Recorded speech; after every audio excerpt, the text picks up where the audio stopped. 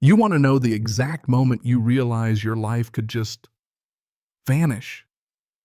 For me, it was the second Veronica Holston pointed a pistol at my chest, right there in my own yard, shaking with rage and mascara, screaming that my family's story was about to end like she was some movie villain, and I was just background.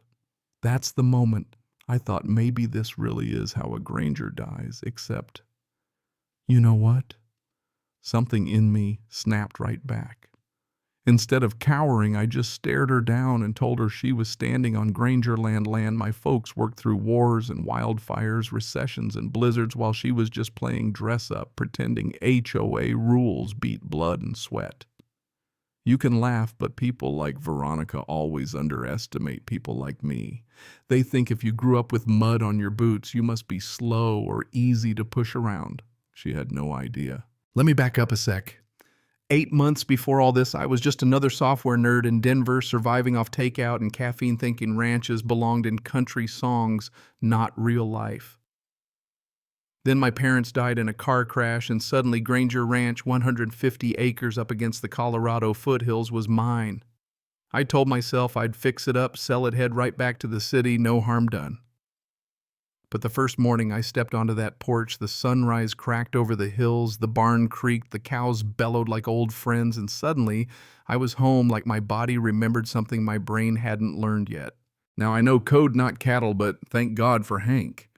Our old foreman guys worked the place since before I was born, saved my hide more times than I care to admit, and taught me how not to blow up the irrigation system, though I still nearly managed twice. Then there was Julie Monroe, my neighbor, a widow, raising 2 wild kids with nothing but grit and hope. She brought chilly advice and the kind of warmth you never find in a manual. Slowly I started to belong. Then came the black Mercedes. Picture it. Thursday blue sky, gravel crunches, and out steps Veronica Holston. Cream pants, gold flats, sunglasses big enough to startle a horse. And that let me speak to the manager haircut that lets you know you're in for it. I'm Veronica Holston, president of the Silvergate Bluffs HOA. She said like I was supposed to bow or something. We've received several complaints. The livestock smells are impacting our residents' quality of life. I blinked and just said, "Ma'am, this is a working ranch. If you're smelling cows, it's 'cause there's cows." Didn't faze her, she just sniffed and said, "We have ways of dealing with uncooperative neighbors. And trim that grass. It's an eyesore." That was the start. A week later, the first violation notice landed in my mailbox. Then another. Unapproved structures, meaning my family's barn. Unauthorized business activity, meaning ranching. Excessive noise, meaning the roosters. Every letter stacked on more fines. The last one threatened legal action. So I called Nate, my old college roommate who'd turned into a real estate attorney, and he just laughed. "They can't touch you. You're not in their HOA." But then he went quiet. Turns out, Veronica's husband, Dale, is big in local development, real tight with the mayor. "Watch your back," Nate said, which is the kind of thing you hear right before things get weird. And weird they got. My irrigation system was mysteriously shut off for 3 days. Folks claiming to be from the county started snapping pictures of my land. One night, someone left my south gate open and half the herd ended up wandering the road. I was out there in my pajamas wrangling cows with Julie, who just said, "This isn't about cows. They want your land." Turns out she'd been through it too after her husband died. They'd squeezed her until she sold off 5 acres. Just to get them to stop. Nate started digging, and we found out the Holston Group had filed plans for a massive luxury resort, Silvergate Ridge, wrapped around my property on 3 sides. That's what they were after, not the smell. Then one night I get a call from a blocked number, just a gravelly voice. "You should sell while you can. Be a shame if something happened." That's when I decided I was done being a target. At the next city council meeting, I stood up and told them everything, waived documents, maps, emails, the works. The mayor tried to shut me up, but then from the back I heard, "Let him speak." Every head turned. It was Colonel Frank Granger, my great-uncle, Marine legend, backbone like rebar. With him behind me, the room went silent. I finished, and afterward, Councilwoman Leah Kim pulled me aside, whispered, "You've got guts, and maybe a case." The next day, reporter Tara Flynn ran my story in the county paper, Rancher versus Empire. That's when the dam broke. Suddenly, I'm getting emails from all kinds of Silvergate residents, folks who'd been fined for everything from their petunias to the color of their curtains. One woman paid $1 and $200 for daisies instead of petunias, if you can believe that. And then the wildest thing happened one night. I'm eating at a diner 2 towns over, and a young guy slides into the booth across from me. "I'm Eli Holston," he whispers, "Veronica and Dale's son." I don't agree with what they're doing. He pushes a USB drive across the table, emails financial records, even a map.